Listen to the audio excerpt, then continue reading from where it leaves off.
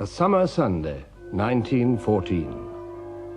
All across Europe, the bells were pealing, calling men and women to church.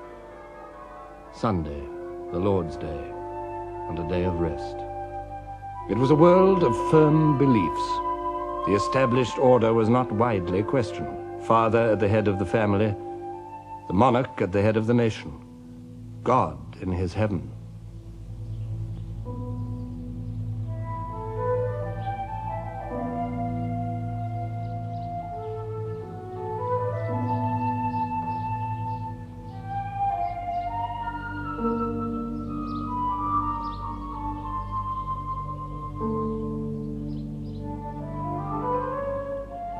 Sunday after church was a day of quiet pleasures. Little Donny daydream cried of Idaho, so now you know. And when you go, you'll see there's something on her mind. Don't think it's you, 'cause no one's gonna kiss that gal but me.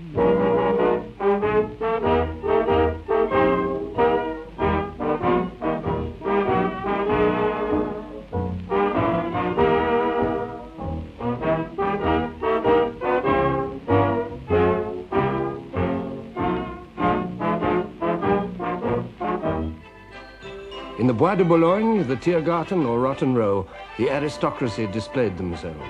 Carriages, servants, dazzling clothes.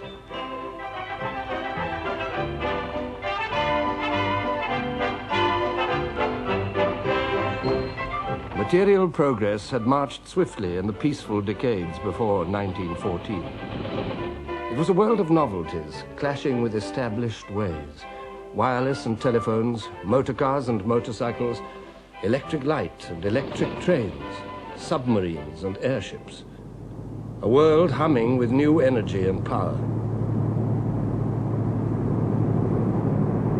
But under the smiles, the relaxation, it was a world of tensions. The old order, with its economy based on land and its society based on owning land, was in conflict with the new order of industry and teeming cities.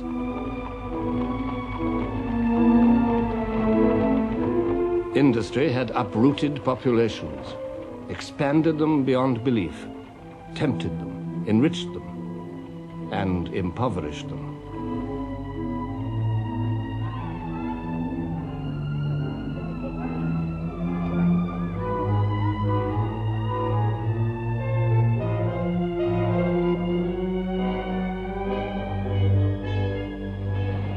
The peace of Europe in 1914 was a fragile thing. On the idle hill of summer, sleepy with the sound of streams, far I hear the steady drummer, drumming like a noise in dreams. In the Germanic empires, lying across the heart of Europe, the clash of old and new was obvious.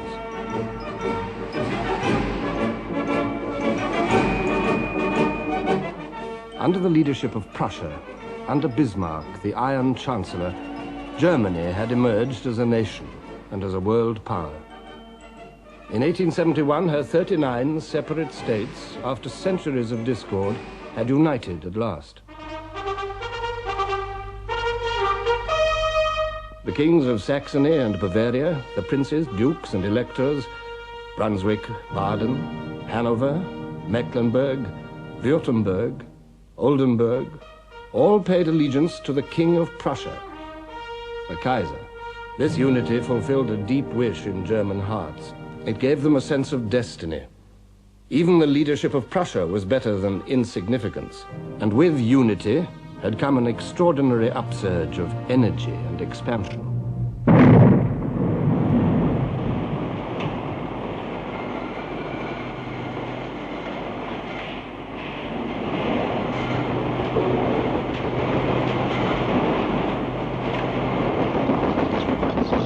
In 1871, there were 41 million Germans.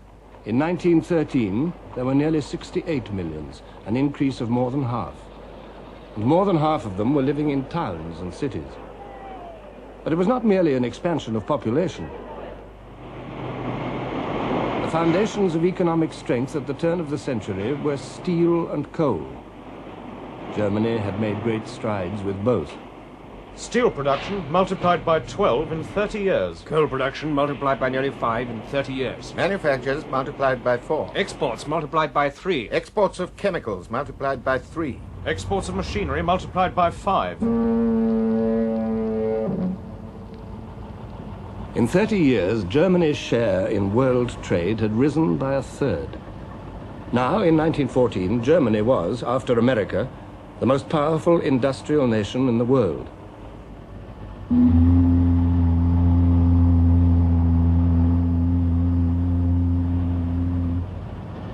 The epitome of her industrial might lay in the firm of Krupp. Essen, city of steel, where the first Krupp factory was built, became, by 1902, a great city with its own streets, its own police force, fire department and traffic laws. There are 150 kilometers of rail, 60 different factory buildings, 8,500 machine tools, 7 electrical stations, 140 kilometers of underground cable and 46 overhead. Germany delighted in the prowess of Krupps. When Alfred Krupp died in that year, the Kaiser attended his lavish funeral and called him a German of the Germans.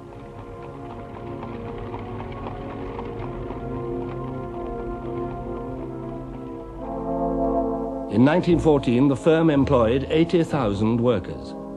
They lived in Krupp houses, their babies were delivered by Krupp doctors, their children educated in Krupp schools. They bought at Krupp stores, borrowed books from Krupp libraries, married in the Krupp church, and were buried in the Krupp cemetery.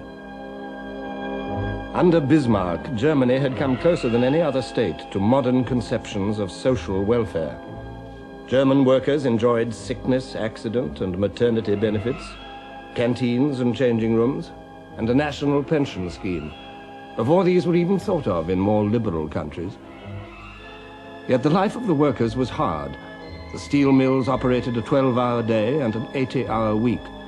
Neither rest days nor holidays were guaranteed. In Germany, as in every industrial state, there was poverty and protest. By 1912, the Socialist Party was the strongest party in the Reichstag, the German parliament. But the Reichstag did not rule Germany. The Kaiser ruled Germany through officials whom he personally appointed. No one, says Sir Winston Churchill, should judge the Kaiser Wilhelm II without asking the question, what should I have done in his position? Imagine yourself brought up to believe that you were appointed by God to be the ruler of a mighty nation. Imagine succeeding in your 20s to the prizes of Bismarck's 3 victorious wars. Imagine feeling the magnificent German race bounding beneath you in ever-swelling numbers, strength, wealth, and ambition. And imagine on every side the thunderous tributes of the crowds and the skilled, unceasing flattery of the court. With this background, subjected to these pressures, trying to hide a left arm withered from birth, for 30 years Wilhelm II had vexed and perturbed the peace of Europe, but always short of war. His first public utterance when he came to the throne was addressed not to the people, but to the army. We belong to each other, I and the army. We were born for each other and will indissolubly cleave to each other. I promise ever to bear in mind that from the world above, the eyes of my forefathers look down on me, and that I shall one day have to stand accountable to them for the glory and honor of the army. These were not empty words. The German Kaiser was also the King of Prussia, and it was precisely for the sake of Prussian strength that the other Germany, the Germany of the merchants, the industrialists, the musicians, the philosophers, had accepted her rule. The Prussian influence was seeping through the whole nation.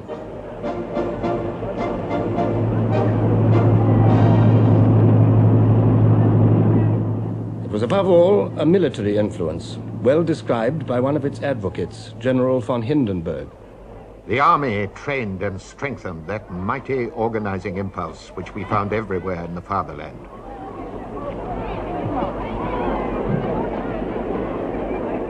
The conviction that the subordination of the individual to the good of the community was not only a necessity but a positive blessing had gripped the mind of the German army and through it that of the nation.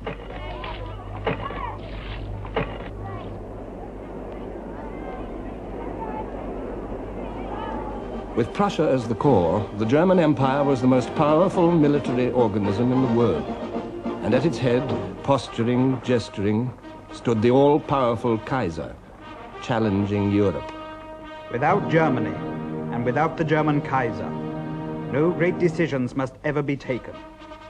If this should happen, the position of Germany in the world would vanish forever. And I do not purpose that this should ever happen. To employ suitable, and if necessary, violent means ruthlessly is my duty, my fair privilege. Germany's neighbors watched her clamorous progress with alarm. The Republic of France uneasily remembered her overwhelming defeat at Germany's hands in 1870. Then the rich lands of Alsace and Lorraine had been torn from her.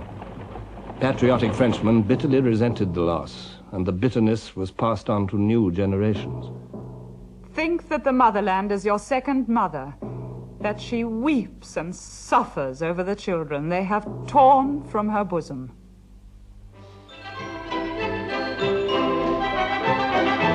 France had her iron, her coal, her industry, but the French were above all tillers of the soil.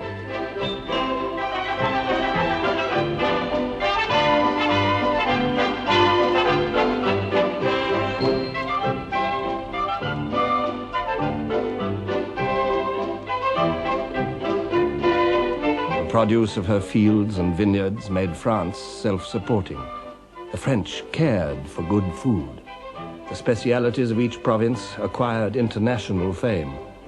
And while the ploughland and pastures of the provinces fed Paris, Paris itself fertilized not only France, but Europe too. The curiosity and enthusiasm of Parisians matched a period which seemed to produce new novelties every day.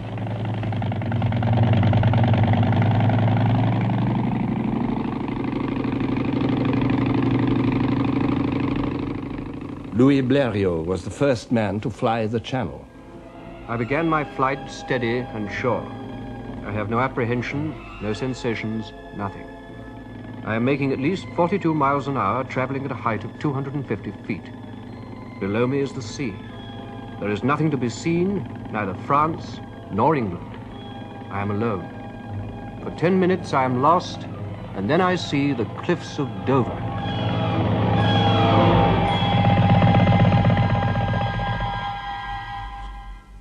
There were flying experiments of another kind, not so successful.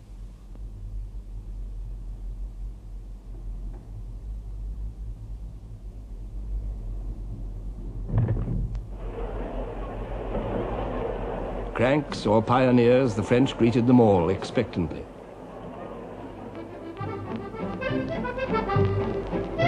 A moving pavement was displayed at the exhibition of 1900. Looking down from it, Paris was truly sovereign of cities, seemliest in sight.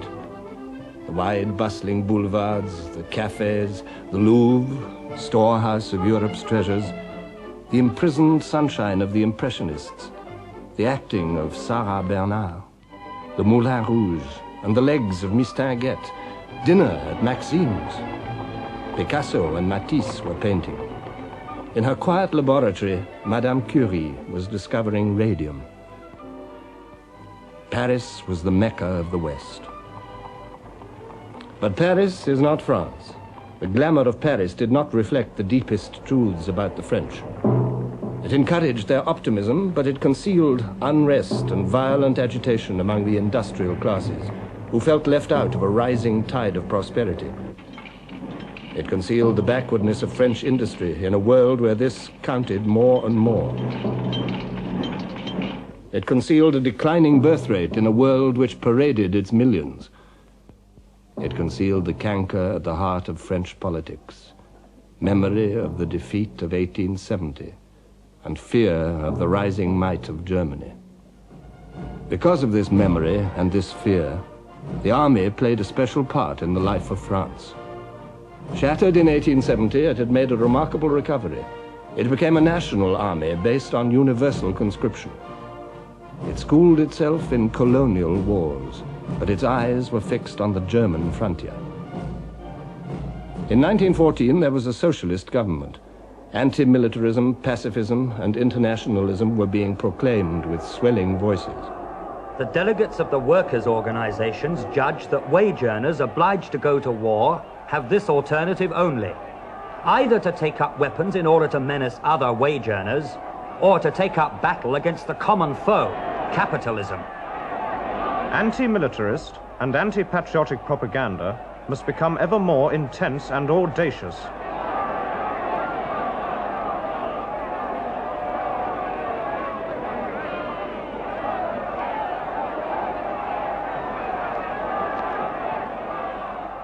Discordant voices in France, strident voices in Germany.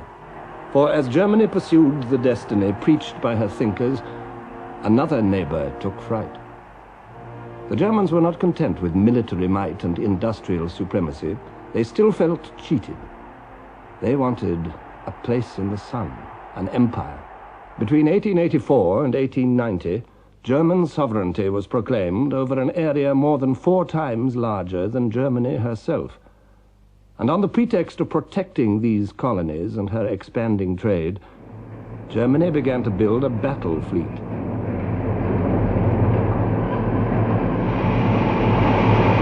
This was a threat that any British newspaper reader could understand.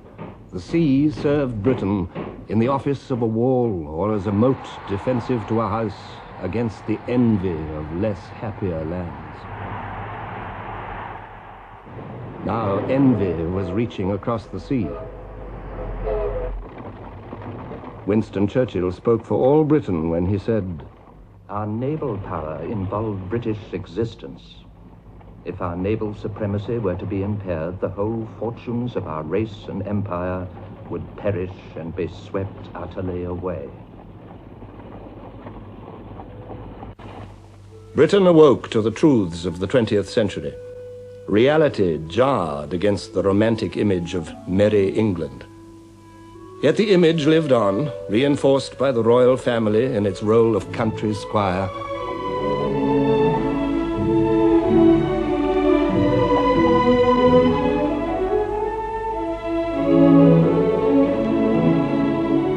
Englishmen liked to think of themselves in these terms. They attached magical virtues to walking over fields.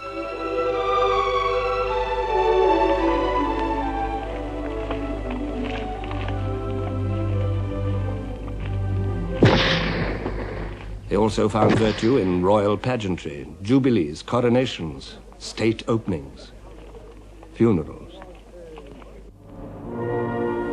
The funeral of King Edward VII in 1910 provided a last glimpse of royal Europe in all its panoply.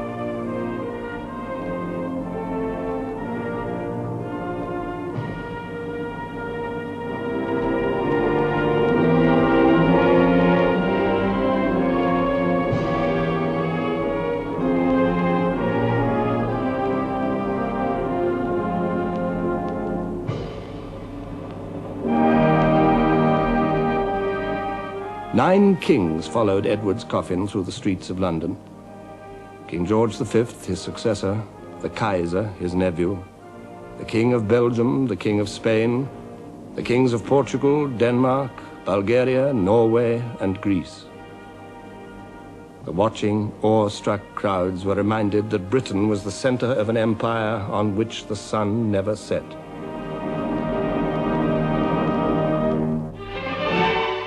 The most glittering jewel of all was India.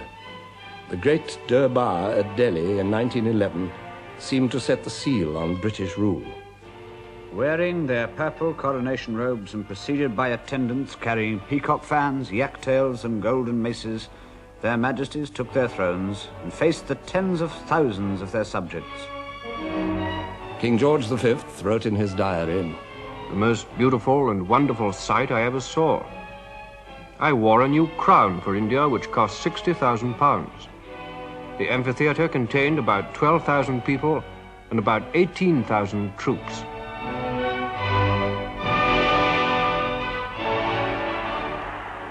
"119 princes and maharajas bowed and retracted in a ceremony which lasted a full hour. The Delhi Durbar affirmed the bond between the King-Emperor and more than 300 million Indian subjects. Africans, too, were subjects of the British Crown.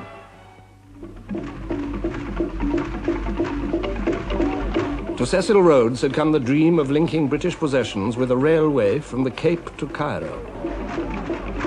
The almost unbroken pink up the map of Africa showed the dream well on the way to realization.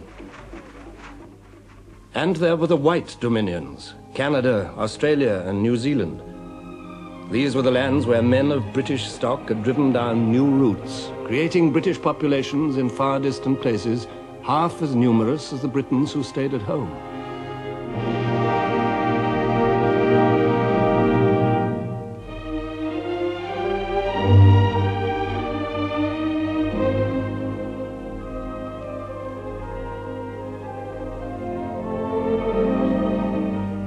In the British Isles, life for many was a struggle for daily bread.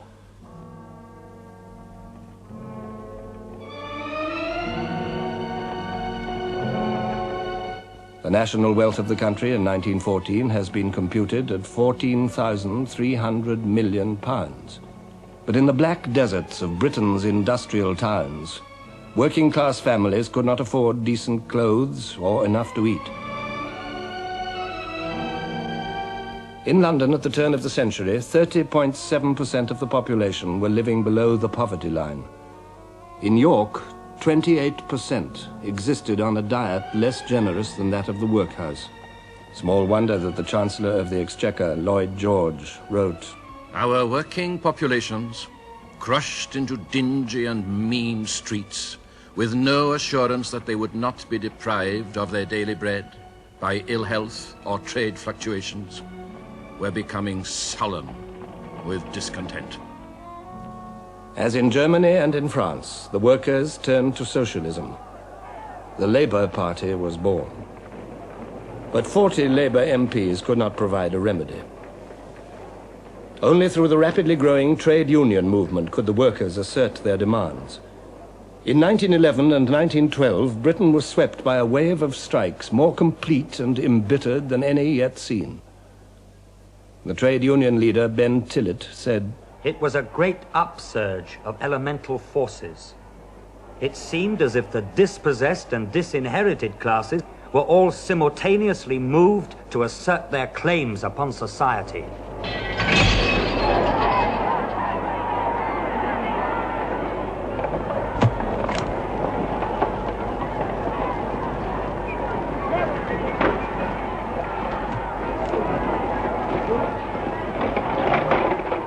The ruling classes reacted with furious incomprehension. In Liverpool, troops were brought in to fire over the heads of the crowds. A man told Sir Austin Chamberlain, "I think the situation's so serious that I went this morning to a wholesale armourer's to buy 5 revolvers. The shopman said, 'We had 100 yesterday, we had 50 when we opened this morning, we have not one left now.'" This was England, facing a class struggle such as she had not seen for over half a century. Facing also the dispossessed who had nothing to do with class, the women. The old fight for women's rights received a new impetus from the militant suffragette movement. Nothing was safe from their attacks. Churches were burned, public buildings and private residences destroyed. Bombs were exploded. The police and individuals assaulted, meetings broken up. At Epsom, on Derby Day, a suffragette waited to throw herself under the King's horse.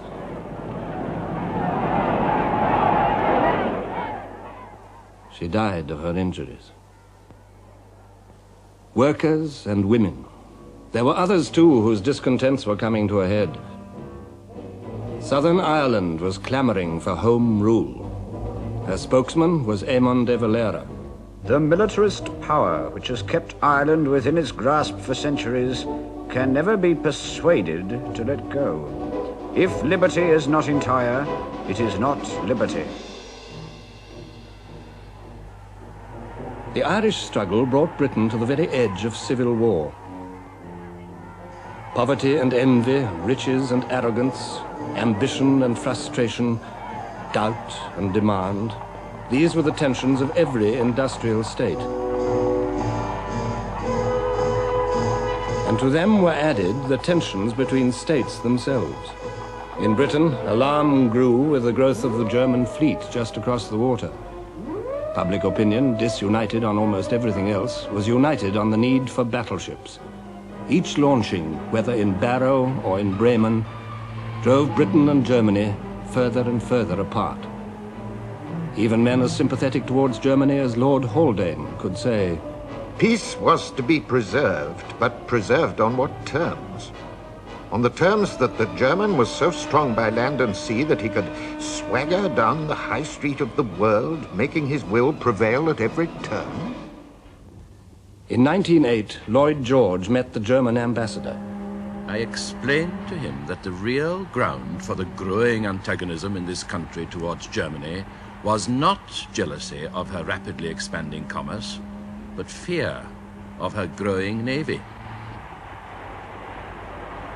But the Kaiser did not care. I do not wish for a good understanding with England at the expense of the extension of the German fleet. So Germany's naval dreams made Britain a potential enemy, just as her military might had kept alive the hostility of France. The two nations were drawn together by Germany's challenge. The Entente Cordiale was forged. By 1914, when King George V paid a state visit to Paris and rode with President Poincaré through cheering crowds, the Entente was 10 years old. In both countries, men welcomed the end of centuries of rivalry. It seemed a good omen for peace. But the security offered by the Entente Cordiale was delusive. For France had another ally, on the other side of Europe, Russia. Britain, in turn, made an agreement with her. Thus, Germany found herself faced with what her statesmen had always most dreaded, encirclement, potential enemies in the West and in the East.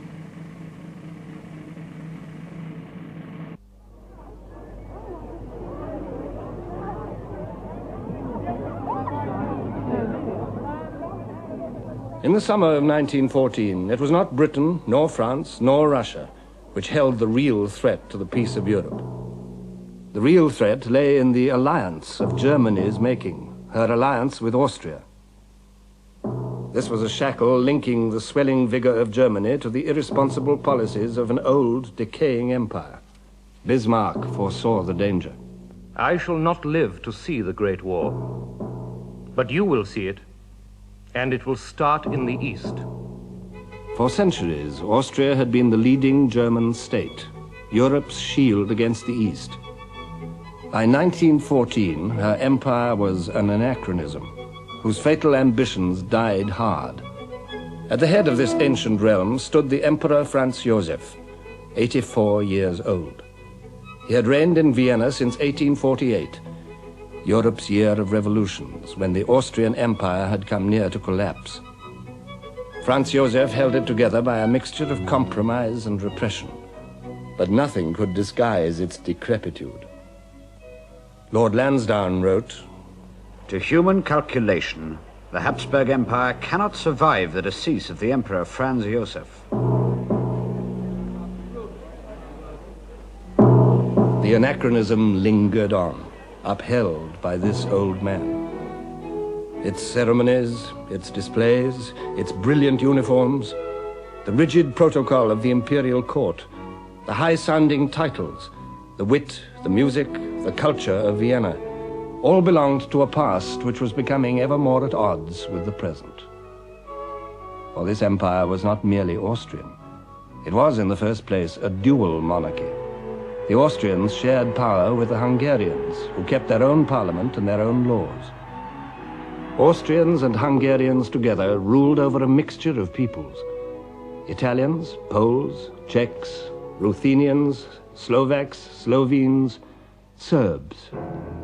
Nearly half of Franz Josef's subjects were Slavs, who viewed their masters with sullen hatred and yearned for liberation. They looked for aid outside the Austrian Empire to the free Slav countries, the rising kingdom of Serbia and the Russian Empire, protector of Slavs everywhere. Tribal memories and tribal fears agitated all these people, whose borders stretched to Europe's edge. Russia would stand by the Slavs. Against Russia, Austria would need strong help. Germany had promised that help. Whatever comes from the Vienna Foreign Office is a command from me. Yet there were those in Germany who felt misgivings. In 1914, the German ambassador in Vienna said, I constantly wonder whether it really pays to bind ourselves too tightly to this phantasm of a state that is cracking in all directions. But the Austro-German alliance was a fact, leading to inescapable conclusions. In 1914, the Kaiser noted, As a soldier, I have no doubt, on the basis of information reaching me, that Russia is systematically preparing for war against us. And I frame my policy on that assumption.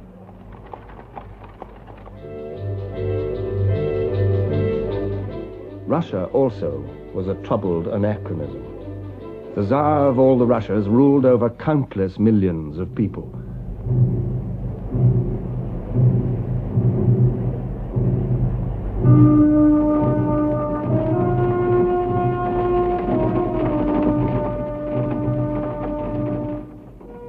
More than 130 millions of them had been counted in the census of 1897. How many more were contained in the deep hinterlands of the Russian Empire, none could say.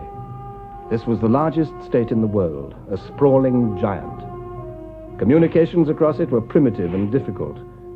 During the thaw, almost impossible. A British diplomat wrote, No one can have the slightest idea what the country tracks in Russia are like during the spring and winter. It took me 16 days to traverse 80 miles. Over these limitless distances, the Romanov dynasty, in the person of Nicholas II, emperor and autocrat, ruled absolutely. In 1895, answering a demand for more representative government, the Tsar said, Let all know that in devoting all my strength to the people's well-being, I shall preserve the principle of autocracy as firmly and as undeviatingly as did my father.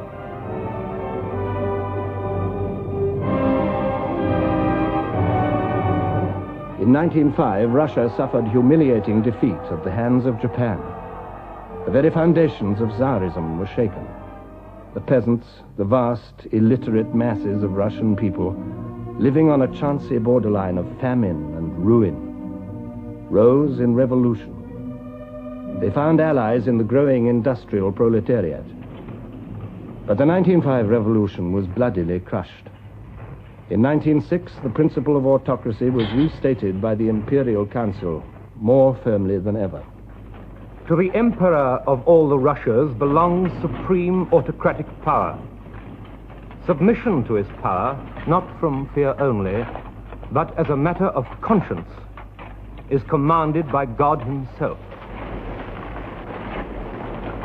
With this imperious rejection of democracy, the regime recklessly tightened the tensions, exasperated the feelings, and embittered the thoughts of the people.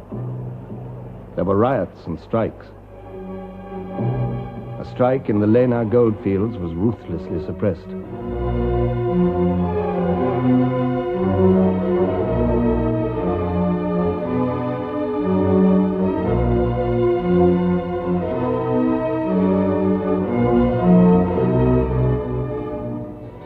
The Tsar and his court consumed their time with simple pleasures, heedless of the Russian people.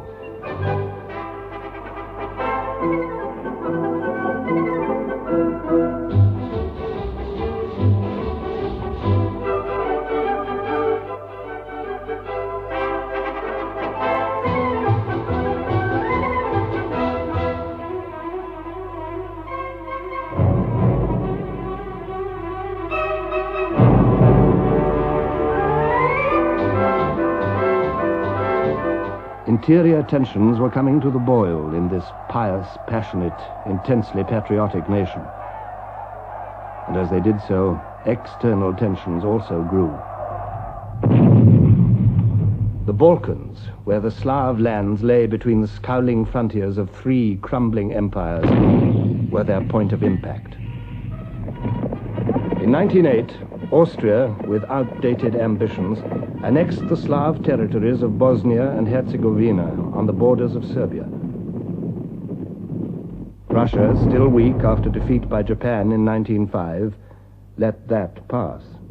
Then in 1912, the small Balkan kingdoms joined together to inflict a crushing defeat on the Turkish Empire.